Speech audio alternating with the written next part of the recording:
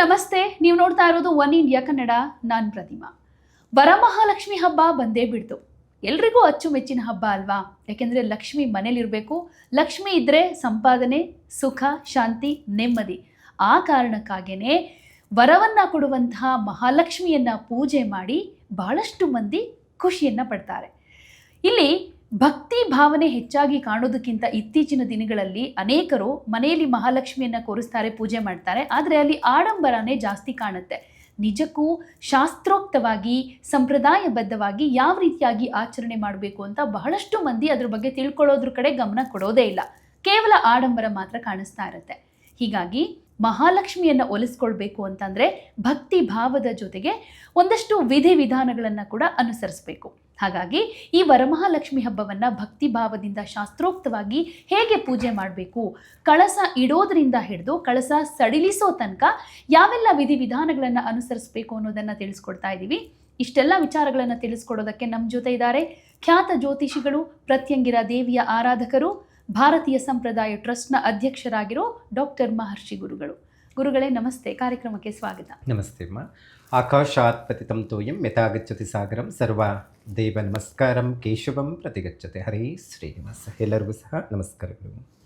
ಗುರುಗಳೇ, ವರಮಹಾಲಕ್ಷ್ಮಿ ಅಂತಂದರೆ ಈಗಿನ ದಿನಗಳಲ್ಲಿ ನೋಡಿರ್ತೀವಿ ಬರೀ ಅಲಂಕಾರ ಆಡಂಬರನೇ ಜಾಸ್ತಿ ಕಾಣುತ್ತೆ, ಭಕ್ತಿ ಭಾವ ಅಂತೂ ತೀರಾ ಕಮ್ಮಿ. ಕೆಲವರು ಇಷ್ಟೊಂದು ಗ್ರ್ಯಾಂಡಾಗಿ ಮಾಡದೆ ಲಕ್ಷ್ಮಿಯನ್ನು ಒಲಿಸ್ಕೊಳ್ಬೇಕು ಅಂತ ಏನೆಲ್ಲ ಪೂಜೆಗಳನ್ನ ಮಾಡಿದ್ರು ಅಂಥವ್ರ ಮನೇಲಿ ಲಕ್ಷ್ಮಿ ಹೆಚ್ಚು ದಿನ ಉಳಿಯೋದೇ ಇಲ್ಲ. ಯಾಕೆಂದರೆ ಒಂದಷ್ಟು ಸಂಕಷ್ಟಗಳಾಗಿದ್ದು ನೋಡಿರ್ತೀವಿ ನಾವು. ಅಂದರೆ ಭಕ್ತಿ ಭಾವದಿಂದ ಪೂಜೆ ಮಾಡಬೇಕು, ಒಂದಷ್ಟು ಶಾಸ್ತ್ರೋಕ್ತವಾಗಿ ಮಾಡಬೇಕು ಅಂದರೆ ಈ ವರಮಹಾಲಕ್ಷ್ಮಿ ಹಬ್ಬದ ಆಚರಣೆ ಅಂತ ಬಂದಾಗ ಆರಂಭದ ವಿಧಿವಿಧಾನಗಳಿಂದ ಅಂತ್ಯದ ತನಕ ಯಾವ ರೀತಿಯಾಗಿ ಫಾಲೋ ಮಾಡಬೇಕು ಅದನ್ನು ತಿಳಿಸ್ಕೊಡಿ. ಈ ಬರೀ ವರಮಹಾಲಕ್ಷ್ಮಿ ಹಬ್ಬದ ವಿಚಾರದಲ್ಲಿ ನೋಡೋಕ್ಕೋದ್ರೆ ಎಲ್ಲರೂ ಬಹಳ ಜನ ಕೇಳ್ತಾ ಇರ್ತಾರೆ, ಯಾವಾಗ ಬಂದಿದೆ ಹಬ್ಬ, ಯಾವ ದಿನ 7ನೇ ತಾರೀಕು ಬಂದಿದೆ, 8ನೇ ತಾರೀಕು ಬಂದಿದೆಯಾ ಅನ್ನುವಂಥದ್ದು ಗೊಂದಲ ಸ್ವಲ್ಪ ಜನಗಳಿಗೆ ನಾವು ನೋಡ್ತಾ ಇದ್ದೀವಿ.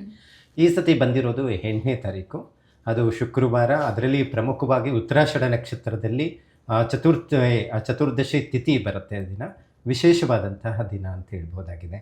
ಹಾಗಾಗಿ 8ನೇ ತಾರೀಕೇ ಆಚರಣೆ ಮಾಡಬೇಕು. ವಿಧಿವಿಧಾನ ಹೇಗೆ ಅನ್ನುವಂಥದ್ದು ಭಾಳ ಜನ ನಾವು ನೋಡ್ತಾ ಇರ್ತೀವಿ. ನೀವು ಆಗಲೇ ಹೇಳಿದಂಥ ರೀತಿಯಲ್ಲಿ ಇರೋ ಒಡವೆಗಳೆಲ್ಲ ಲಕ್ಷ್ಮಿಗೆ ಹಾಕಿ, ಯಾರು ಗೃಹಿಣಿ ಇರ್ತಾರೆ, ಪೂಜೆ ಮಾಡ್ತಾ ಇರ್ತಾರೆ, ಏನೂ ಒಡವೆಗಳೇ ಹಾಕ್ಕೊಂಡಿರೇ ಪೂಜೆ ಮಾಡ್ತಾ ಇರ್ತಾರೆ. ದೇವರಿಗೆ ಎಷ್ಟು ಅಗತ್ಯ ಇದೆಯೋ ಅಷ್ಟು ಮಾತ್ರ ಅಲಂಕಾರ ಆಗ್ಬೋದು, ಎಲ್ಲ ರೀತಿ ವಿಧಿವಿಧಾನ ಮಾಡಬೇಕಾಗುತ್ತೆ. ಭಾಳ ಜನ ಇವತ್ತಿನ ಪ್ರಸ್ತುತ ದಿನ ನೋಡಿ, ಅವರು ಪಕ್ಕದ ಮನೆಯವರು ಅಷ್ಟು ಚೆನ್ನಾಗಿ ಮಾಡಿದ್ರು, ನಾವು ಅದಕ್ಕಿಂತ ಚೆನ್ನಾಗಿ ಮಾಡಬೇಕು ಅನ್ನುವಂಥದ್ದು ರೀತಿಯಲ್ಲಿ ಹೌದು. ಹೆಣ್ಮಕ್ಳ ವಿಚಾರದಲ್ಲಿ ಹಾಗೆ. ಯಾಕಂದರೆ ಅರ್ಶನಕ್ಕೆ ಅರ್ಶನ ಕುಂಕುಮಕ್ಕೆ ಕರೆದಿರ್ತಾರೆ, ಅವ್ರು ನೋಡಪ್ಪ ಎಷ್ಟು ಚೆನ್ನಾಗಿ ಮಾಡಿದ್ರು ಪೂಜೆ ಅನ್ನುವಂಥದ್ದು ಮಾತುಕತೆಯಲ್ಲಿ ಬಂದೇ ಬರುತ್ತೆ. ಲಾಸ್ಟ್ ವರ್ಷಕ್ಕಿಂತ ಈ ವರ್ಷ ಇನ್ನೂ ಚೆನ್ನಾಗಿ ಮಾಡೋಣ ಅನ್ನುವಂಥ ಅಭಿಪ್ರಾಯನೂ ಇಟ್ಕೊಂಡಿರ್ತಾರೆ. ಆದರೆ ಇಲ್ಲಿ ನಮಗೆ ವರಮಹಾಲಕ್ಷ್ಮಿ ಹಬ್ಬ ಅಂದರೆ ಏನು, ಅದರಿಂದ ನಮಗೇನು ಫಲಗಳು ಕೊಡುತ್ತೆ, ಇದನ್ನು ನಾವು ಪ್ರತಿಯೊಬ್ಬರು ತಿಳ್ಕೊಳ್ಬೇಕಾಗಿರುವಂಥದ್ದು. ಅದರಲ್ಲಿ ವ್ರತದಲ್ಲೇ ಬರುವಂಥದ್ದು ವರವನ್ನು ಕೊಡುವಂಥ ಒಂದು ಹಬ್ಬ ಅಂತ ಹೇಳ್ತೀವಿ. ಲಕ್ಷ್ಮಿ ಅಂದರೆ ನೀನು ಕೋರಿದಂತಹ ಏನು ಇಷ್ಟಾರ್ಥ ಸಂಕಲ್ಪ ಏನಿದೆಯೋ ಅದು ಪ್ರಾಪ್ತಿ ಮಾಡಿರುವಂತಹದ್ದು ಅನ್ನುವಂಥದ್ದು ಹೇಳುತ್ತೆ. ಹಾಗಾಗಿ ಇಲ್ಲಿ ಆಡಂಬರಕ್ಕಿಂತ ಭಕ್ತಿ ಭಾವನೆ ಮುಖ್ಯ ಅಂತ ಹೇಳಬಹುದಾಗಿದೆ. ಮತ್ತು ಪೂಜಾ ವಿಧಿವಿಧಾನ ನಾನು ಕಳೆದ ಒಂದು 10-15 ವರ್ಷದಿಂದ ನಾನು ನೋಡ್ತಾ ಇದ್ದೀನಿ. ಕೆಲವು ಮನೆಗಳಲ್ಲಿ ಪೂಜೆಗಳಿಗೆಲ್ಲ ಕರೆಸ್ತಾ ಇರ್ತಾರೆ. ಅಲ್ಲಿ ಬಹಳಷ್ಟು ನಾನು ಗಮನಿಸಿರುವಂಥದ್ದು ಅಂತ ಹೇಳಿದ್ರೆ, ಮನೆಯಲ್ಲಿರುವಂಥದ್ದು ಕೆಲವು ವಸ್ತುಗಳಿಂದ ಅಲಂಕಾರ ಮಾಡಿರ್ತಾರೆ. ಅದರಲ್ಲಿ ಪ್ರಮುಖವಾಗಿ ಉಪಯೋಗಿಸಿರುವಂಥದ್ದು ಅಂತ ಹೇಳಿದ್ರೆ ಪ್ಲಾಸ್ಟಿಕ್ ಅಂಶ. ಈಗ ಪ್ಲಾಸ್ಟಿಕ್ಕು ಒಂದು ಬಿಂದಿಗೆ ಆಗ್ಬೋದು, ಅಥವಾ ಸ್ಟೀಲ್ ಒಂದು ಕಬ್ಬಿಣಕ್ಕೆ ಸಂಬಂಧಪಟ್ಟಂಥದ್ದು. ಸ್ಟೀಲ್ ಅಂದರೆ ಕಬ್ಬಿಣಕ್ಕೆ ಬರುತ್ತೆ, ಶನಿಗೆ ಸಂಬಂಧಪಟ್ಟಂಥದ್ದು ಇಡಬಾರ್ದು ಅಂತ ಹೇಳುತ್ತೆ. ಈ ನಾವು ಯಾವುದೇ ಕಳಶವನ್ನು ಇಡಬೇಕಾದ್ರೇನು ತಾಮ್ರ ದಲ್ಲಿ ಇಡಬೇಕು. ಅತಿ ಶ್ರೇಷ್ಠ ಅಂತ ಹೇಳಿದ್ರೇ ಬಂಗಾರದ್ದು ಬಿಂದಿಗೆ, ಚೊಂಬು ಅಥವಾ ಬೆಳ್ಳಿ. ಸಾಧ್ಯವಾಯ್ತಂದ್ರೆ ಬೆಳ್ಳಿ ಇದ್ದೇ ಇರುತ್ತೆ ಎಲ್ಲರ ಮನೆಯಲ್ಲಿ, ಬೆಳ್ಳಿ ಸಾಧ್ಯ ಆಗಿಲ್ಲ ಅಂದ್ರೆ ಇಡಬಹುದು ಅಂತ ಹೇಳುತ್ತೆ. ಹಾಗಾಗಿ ಅದು ಕೈಯಲ್ಲಿ ಆಗ್ತಾ ಇಲ್ಲ ಅಂದ್ರೆ ತಾಮ್ರ ಶ್ರೇಷ್ಠ. ಈಗ ನಾವೆಲ್ಲ ಪೂಜೆಗಳಿಗೆಲ್ಲ ತಾಮ್ರ ಉಪಯೋಗಿಸ್ತೀವಿ, ತಾಮ್ರನ ಇಡಬಹುದು, ಏನು ತೊಂದರೆ ಏನಿಲ್ಲ. ಸೊ ಇಲ್ಲಿ ಅಲಂಕಾರ ಮತ್ತು ಪೂಜಾ ವಿಧಿವಿಧಾನ ಇದು ಬಹಳ ಮುಖ್ಯವಾಗಿರುವಂಥದ್ದು. ನೀವು ಯಾವ ರೀತಿ ಪೂಜೆ ಮಾಡ್ತೀರಾ ಅನ್ನೋದಕ್ಕಿಂತ ಅಲ್ಲಿ ಏನು ವ್ಯವಸ್ಥಿತವಾಗಿ ಮಾಡ್ತೀರಾ ಅದು ಮುಖ್ಯ ಫಲ ಕೊಡೋದಕ್ಕೆ. ಸಂಕಲ್ಪ ಇದೆಲ್ಲ ಮುಖ್ಯವಾಗಿರುತ್ತೆ. ಸೊ ಇಲ್ಲಿ ನಾವು ಯಾವಾಗಲೂ ಅಷ್ಟೇ ಲಕ್ಷ್ಮೀನ ಒಬ್ಬಳನ್ನೇ ಕರೆದ್ರೆ ಬರಲ್ವಂತೆ. ನೀವು ಹಿಂದೆ ನಾವು ಭೃಗು ಮಹರ್ಷಿ ಕತೆ ನೀವು ಕೇಳಿರ್ತೀರ, ನನಗೆ ಎಲ್ಲಿ ಗೌರವ ಇಲ್ಲ ಅಂತ ವಿಷ್ಣುನೇ ಬಿಟ್ಟು ಬಂದಿರುವಂಥದ್ದು ನಾವು ನೋಡ್ತೀವಿ. ಹಾಗಾಗಿ ಲಕ್ಷ್ಮೀನ ಒಬ್ಬಳನ್ನೇ ಕರೆದ್ರೆ ಬರೋದೇ ಇಲ್ಲ. ಯಾಕಂತ ಹೇಳಿದ್ರೆ ಆ ವಿಷ್ಣುವಿನ ಸಮೇತ ಕರಿಬೇಕು ಅನ್ನುವಂಥದ್ದು. ಅದಕ್ಕೆ ನಾವು 2 ಕಳಶವನ್ನ ಇಡಬೇಕು, ಈ ಗುರುಗಳ 2 ಕಳಶ ಇಡಬೇಕು, ಪಕ್ಕ ಇಡಬೇಕಾ, ಈ ಥರ ಗೊಂದಲ ಇರುತ್ತೆ. ಹಾಗಲ್ಲ, ನಮಗೆ 2 ಕಳಶಗಳು ಅಂತ ಹೇಳಿದ್ರೆ ಅದು 2 ವಿಧಾನಗಳಿದೆ, ವೇದೋಕ್ತವಾಗಿದೆ. ಒಂದು ಕೆಳಭಾಗದಲ್ಲಿ ದೊಡ್ಡದಾದಂಥ ಒಂದು ತಾಮ್ರದ ಬಿಂದಿಗೆಯನ್ನು ಇಟ್ಟು ಅದರಲ್ಲಿ ಒಂದು 3/4 ಭಾಗದಷ್ಟು ಅಕ್ಕಿಯನ್ನು ಹಾಕಬೇಕು. ಅದರಲ್ಲಿ ಒಂದು 5 ರೀತಿಯಲ್ಲಿ ಇರುವಂಥ ಹಣ್ಣುಗಳನ್ನು ಹಾಕಬೇಕು. ಸ್ವಲ್ಪ ಡ್ರೈ ಫ್ರೂಟ್ಸ್ ಇಟ್ಟರೆ ಒಳ್ಳೇದು. ಯಾಕಂದರೆ ಒಬ್ಬೊಬ್ಬರು 3 ದಿನ ಇಡ್ತಾರೆ, 5 ದಿನ ಇಡ್ತಾರೆ, ಕೆಲವರು ಬೆಳಗ್ಗೆ ಇಟ್ಟು ಸಂಜೆ ತೆಗೆದು ಬಿಡ್ತಾರೆ. ಯಾಕಂದರೆ ಬೆಳಗ್ಗೆ ಇಟ್ಟು ಸಂಜೆ ಅಂದರೆ ಮನೆಯಲ್ಲಿ ಮಾಡೋರು ಇರಲ್ಲ, ಮೈಲಿಗೆ ಮಕ್ಕಳು ಇರ್ತಾರೆ, ಕದಲಿಸ್ಬಿಡ್ತಾರೆ, ಇದೆಲ್ಲ ಬಹಳ ಕೆಲವೊಂದು ಡಿಸ್ಟರ್ಬೆನ್ಸ್ ಇರುತ್ತೆ. ಅದಕ್ಕೆ ಬೆಳಗ್ಗೆ ಇಟ್ಟು ಸಂಜೆ ತೆಗೆಯೋ ಜನ ನಾವು ನೋಡ್ತೀವಿ. 3 ದಿನ ಇಡುವಂಥದ್ದು ಏನಾದರೂ ಇದ್ದರೆ ಅವ್ರಿಗೆ ಒಂದು ಹಣ್ಣುಗಳು, ಒಂದು 5 ಥರ ಹಣ್ಣು, ಮತ್ತು ಅದ್ರ ಒಳಗಡೆ ವಿಳೆದೆಲೆ, ಅಡಿಕೆ, ಮತ್ತು ಒಂದು ಶಕ್ತಿ ಎಷ್ಟಿರುತ್ತೋ ಅಷ್ಟು ಒಂದು ದಕ್ಷಿಣೆ, ಸಾಮಾನ್ಯವಾಗಿ ಒಂದು 101 ರೂಪಾಯಿ, 500 ಒಂದು 10,000 ಆ ದಕ್ಷಿಣೆನ ಇಟ್ಟು ಕಳಶದ ಒಳಗಡೆ ಅದರ ಮೇಲೆ ಒಂದು ಬೆಳ್ಳಿ ಚೊಂಬನ, ಅಂದ್ರೆ ವಿಧಿ ಹೇಗೆ ಇರಬೇಕು ಮಾಡುವಂಥದ್ದು ಪದ್ಧತಿ, ಇದು ಕರೆಕ್ಟ್ ಆದಂಥ ಪದ್ಧತಿ. ಎಲ್ಲರೂ ಏನು ಮಾಡ್ತಾರೆ, ನೀರು ಹಾಕ್ತಾರೆ, ಕೆಲವರು ಏನೇನೋ ಮಾಡ್ತಾ ಇರ್ತಾರೆ. ಸೊ ಇದಲ್ಲ. ಸೊ ಇದು ಕೆಳಗಡೆ ಭಾಗದಲ್ಲಿ ಏನಾಗುತ್ತೆ, ಮಹಾವಿಷ್ಣು ಆಗಿ ಅಲ್ಲಿ ಇರ್ತಾನೆ ಕಳಶದಲ್ಲಿ, ದೊಡ್ಡ ಕಳಶದಲ್ಲಿ ಅಕ್ಕಿ, 5 ಥರ ಹಣ್ಣು, ದಕ್ಷಿಣೆ, ಅದರ ಮೇಲೆ ಮಾವಿನ ಸೊಪ್ಪನ್ನ ಇಡಬೇಕು. ನೋಡಿ, ಇಲ್ಲಿ ಮಾವಿನ ಸೊಪ್ಪು ಜಾಸ್ತಿ ಉಪಯೋಗಿಸಿಲ್ಲ, ಕೆಳಬದಿಯಲ್ಲಿ ಮಾವಿನ ಸೊಪ್ಪನ್ನು ಇಡಬೇಕು. ಅದರ ಮೇಲೆ ಒಂದು ಬೆಳ್ಳಿ ಚೊಂಬನ್ನ ಇಟ್ಟು ಅದರಲ್ಲಿ ನೀರನ್ನ ಹಾಕಬೇಕು. ನೀರನ್ನ ಹಾಕಿ ಅದರಲ್ಲಿ ಪಲ್ಲವಗಳು ಅಂತ ಹೇಳ್ತೀವಿ. ಏನೇನು ನೋಡಿ, ಚಿಗುರುಗಳು ಬರುತ್ತೆ, ನಿಮಗೆ ಆಲದ ಮರದ ಚಿಗುರು ಬರುತ್ತೆ. ಸೊ ಈ ಥರದ್ದು ಪಂಚಪಲ್ಲವ ಈಗಾಗಲೇ ಭಾಳ ತಿಳಿದಿರೋರೆಲ್ಲ ಅಂಗಡಿಗಳಲ್ಲಿ ಸಿಗುತ್ತೆ, ಎಲ್ಲ ರೆಡಿ ಮಾಡಿ ಇಟ್ಟಿರ್ತಾರೆ, ಹಾಕಿ ಪೂಜೆಯನ್ನು ಮಾಡ್ತಾರೆ.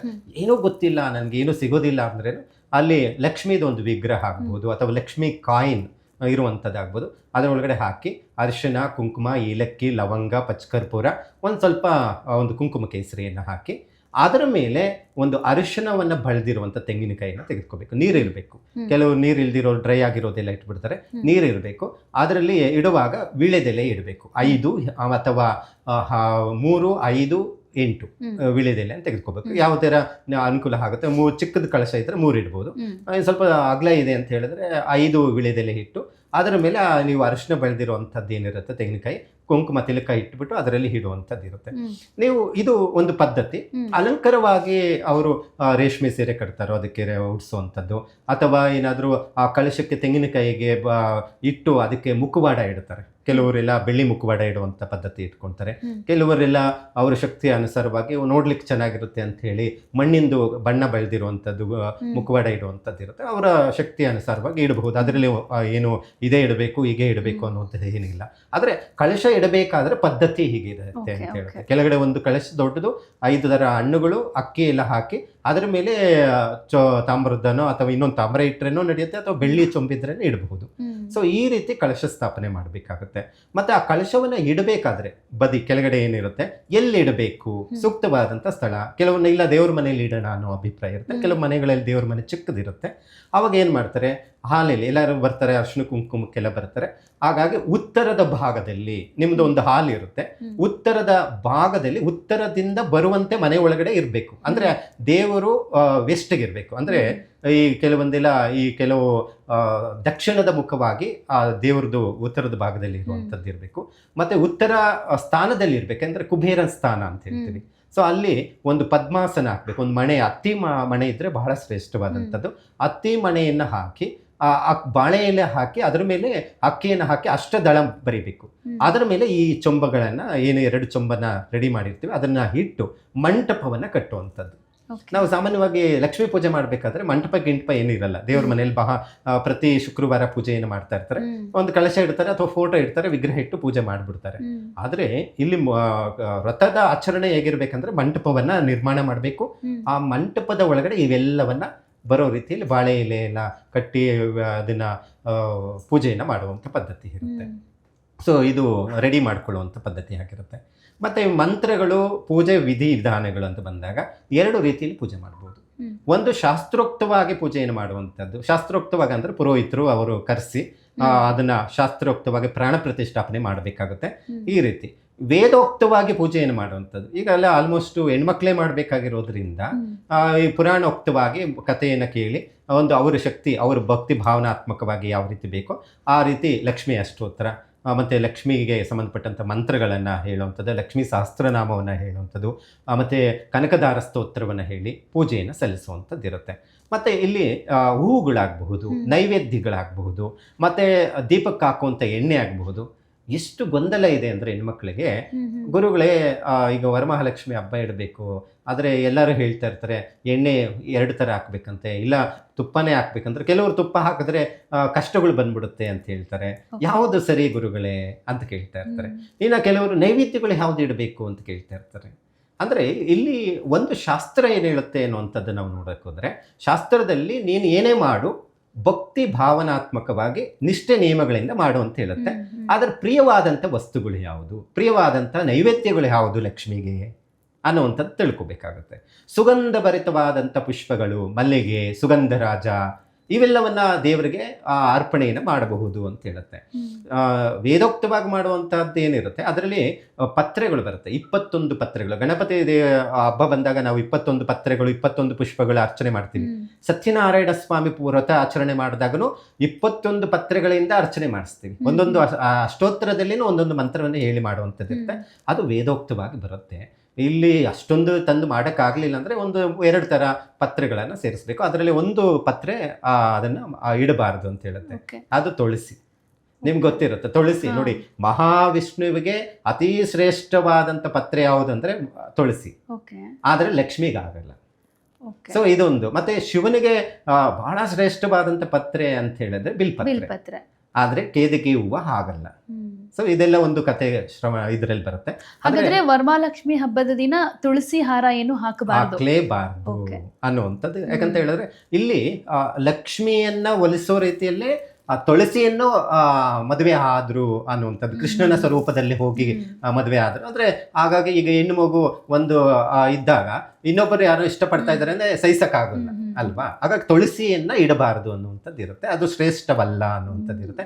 ಅದರ ಬದಲಾಗಿ ಗರಿಕೆ ಹುಲ್ಲು, ಈಗ ತುಳಸಿ ಬದಲಾಗಿ ನೈವೇದ್ಯಕ್ಕೆಲ್ಲ ಪ್ರೋಕ್ಷಣೆ ಮಾಡಬೇಕು ಅಂದಾಗ ನಾವು ಗರಿಕೆ ಹುಲ್ಲಿಂದ ಪ್ರೋಕ್ಷಣೆಯನ್ನು ಮಾಡುವಂಥದ್ದು, ಮಿಕ್ಕ ಪತ್ರೆಗಳಿಂದನೂ ಅರ್ಚನೆ ಮಾಡಬಹುದಾಗಿದೆ. ಮತ್ತು ನೈವೇದ್ಯಗಳು ಬಹಳ ಶ್ರೇಷ್ಠವಾಗಿರುವಂಥ ಹೋಳಿಗೆಯನ್ನು ಮಾಡಬಹುದು, ಹೋಳಿಗೆಯನ್ನು ಇಟ್ಟು ನೈವೇದ್ಯ ಮಾಡ್ಬೋದು. ಇಲ್ಲ ಅಂತ ಹೇಳಿದ್ರೆ ಇನ್ನೂ ಶ್ರೇಷ್ಠ ಪಾಯಸ ಅನ್ನ ಅಂತ ಹೇಳ್ತೀವಿ. ಇನ್ನೂ ಶ್ರೇಷ್ಠವಾದಂಥದ್ದು ಮಹಾ ನೈವೇದ್ಯ ಅಂತ ಮಾಡ್ತಾರೆ. ಏನಿಲ್ಲ, ಉಪ್ಪು ಹಾಕದಿರ ಅನ್ನವನ್ನು ಮಾಡಿ ತುಪ್ಪವನ್ನು ಹಾಕಿ ನೈವೇದ್ಯವನ್ನು ಮಾಡುವಂಥದ್ದು. ಸೊ ಇದನ್ನೇನು ಮಾಡ್ತಾರೆ, ಒಂದು ಸ್ವಲ್ಪ ಬೆಲ್ಲದ ಚೂರ್ಣವನ್ನು ಸೇರಿಸಿ ಬೆಳಗ್ಗೆ ನೈವೇದ್ಯ ಮಾಡಿರೋದನ್ನು ಸಂಜೆ ಗೋವಿಗೆ ತಿನ್ನಿಸುವಂಥ ಪದ್ಧತಿನೂ ಇದೆ. ಸೊ ಇದನ್ನು ಮಾಡುವಂಥದ್ದು ಇರುತ್ತೆ. ಮತ್ತು ಈ ನೈವೇದ್ಯಗಳೆಲ್ಲ ಪೂಜೆ, ಷೋಡಶೋಪಚಾರ ಪೂಜೆ ಆದಮೇಲೆ ಇಲ್ಲಿ ಮುಖ್ಯವಾಗಿ ಮಾಡಲೇಬೇಕಾದಂಥ ಒಂದು ವಿಚಾರ, ಎಲ್ಲ ಬಹಳ ಜನ ಇದೊಂದು ಬಿಟ್ಟು ಹೋಗ್ತಾ ಇದೆ ಪದ್ಧತಿ. ಈ ಕೆಲವೊಂದು ತಿಳಿದಿರೋರು ಮಾಡ್ತಾ ಇದ್ದಾರೆ, ಕಂಕಣ ಧಾರಣೆ ಮಾಡುವಂಥದ್ದು. ಈಗ ಹೆಣ್ಮಕ್ಳು ಬಂದಾಗ ಕಂಕಣ ಧಾರಣೆ ಮಾಡುವಂಥದ್ದು ಇರುತ್ತೆ. ಅದನ್ನು ಬಹಳ ಶ್ರೇಷ್ಠವಾದಂಥದ್ದು. ಗೆಜ್ಜೆ ವಸ್ತ್ರವನ್ನು ಹಾಕಲೇಬೇಕಾಗುತ್ತೆ, ಅದನ್ನು ಕೆಲವರು ಮಾಡೋದಿಲ್ಲ, ಅದನ್ನು ಸೇರಿಸ್ಕೊಂಡ್ರೆ ಬಹಳ ಒಳ್ಳೆಯದು. ಮತ್ತು ಈ ಸತಿ ಬಂದಿರುವಂಥದ್ದು ವರಮಹಾಲಕ್ಷ್ಮಿ, ಯಾಕಂದ್ರೆ ಪ್ರತಿ ವರ್ಷ ಈ ಥರ ಕೆಲವರು ತಿಳಿದವರು ಮಾಡ್ತಾ ಇರ್ತಾರೆ. ಇದರಲ್ಲಿ ಏನು ಬದಲಾವಣೆ ಇಲ್ಲ.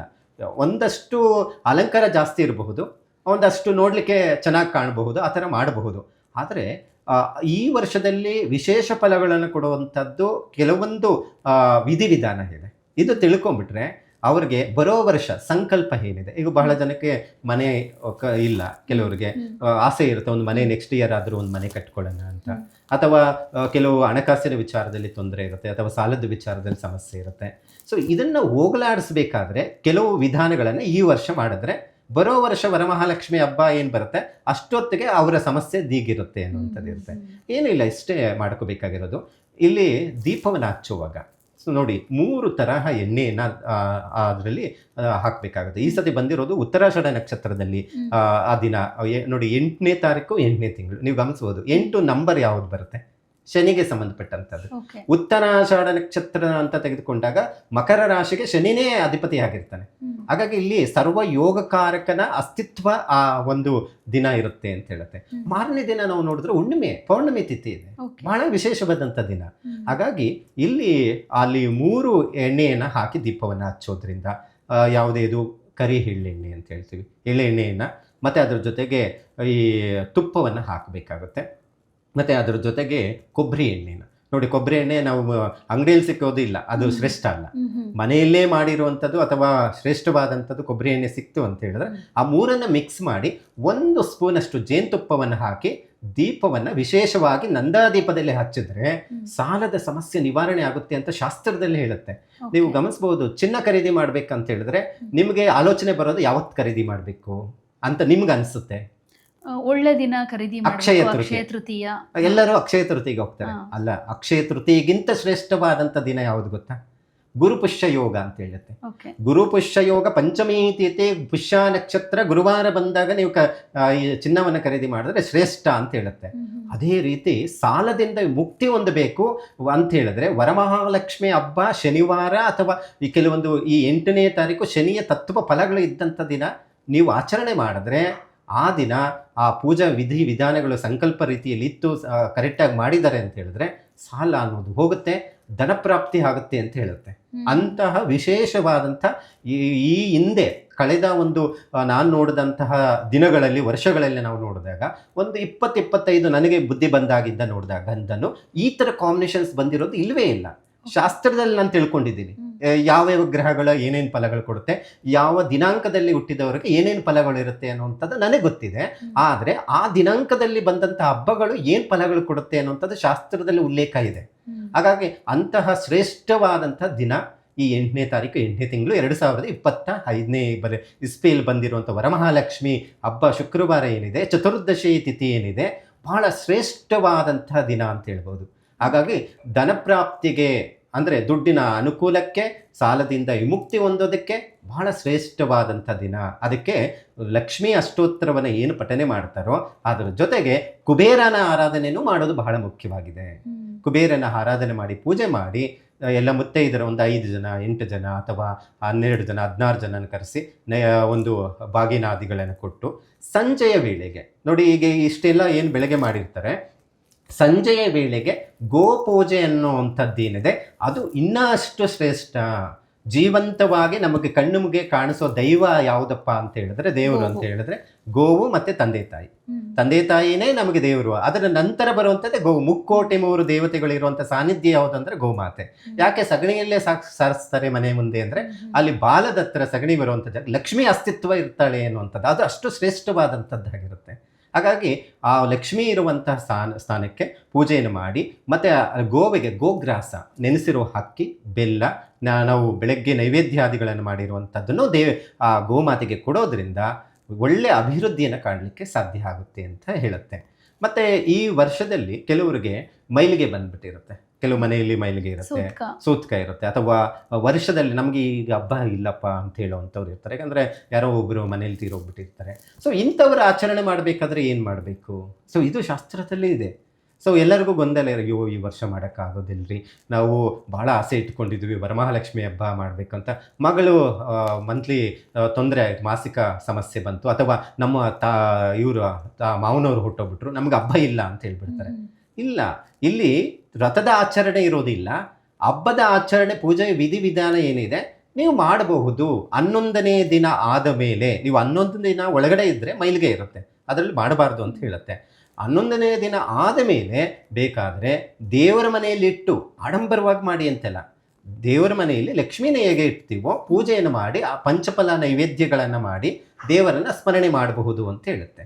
ಹಾಗಾಗಿ ವರಮಹಾಲಕ್ಷ್ಮಿ ಹಬ್ಬದ ವಿಚಾರದಲ್ಲಿ ಬಂದಾಗ ಯಾವುದೇ ರೀತಿಯಾದಂತಹ ಹೀಗೇ ಮಾಡಬೇಕು ವಿಧಿವಿಧಾನ ಅನ್ನುವಂಥದ್ದು ಏನಿರುತ್ತೆ ಅದು ಶಾಸ್ತ್ರೋಕ್ತವಾಗಿ ಮಾಡಿದ್ರೆ ಮಾಡುವಂಥ ಪದ್ಧತಿ ಆಗಿರುತ್ತೆ.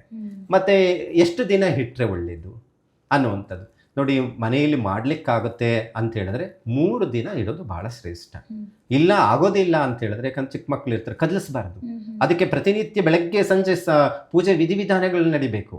ಆ ರೀತಿ ಮಾಡಲಿಕ್ಕಾಗುತ್ತೆ ಅಂತ ಹೇಳಿದ್ರೆ ನೀವು 3 ದಿನ ಇಡಲಿ. ಇಲ್ಲ ಆಗೋದಿಲ್ಲ ಅಂತ ಹೇಳಿದ್ರೆ ಬೆಳಗ್ಗೆ ಬ್ರಾಹ್ಮಿ ಮುಹೂರ್ತದಲ್ಲಿ, ಅಂದರೆ ಬ್ರಾಹ್ಮಿ ಮುಹೂರ್ತ ಎಷ್ಟೊತ್ತಿಗೆ ಬರುತ್ತೆ? ಬೆಳಗ್ಗೆ 4:45ರಿಂದ 6 ಗಂಟೆ ಒಳಗಡೆ ಸ್ಥಾಪನೆ ಮಾಡಿಬಿಡ್ಬೇಕು. ಆ ನಂತರ ರಾತ್ರಿ ನೋಡಿ, ರಾತ್ರಿ ಅಂತ ಹೇಳಿ ಸಂಜೆ ತೆಗೆದು ಬಿಡೋದಲ್ಲ, ಸಂಜೆ ತೆಗೆದ್ರೆ ಲಕ್ಷ್ಮೀ ಕಟಾಕ್ಷ ನೀವು ಮಾಡಿದ ಪೂಜೆಗಳು ಫಲಗಳು ಕೊಡೋದಿಲ್ಲ. ಹಾಗಾಗಿ 9:45 ಮೇಲೆ ಕದಲಿಸಬೇಕು.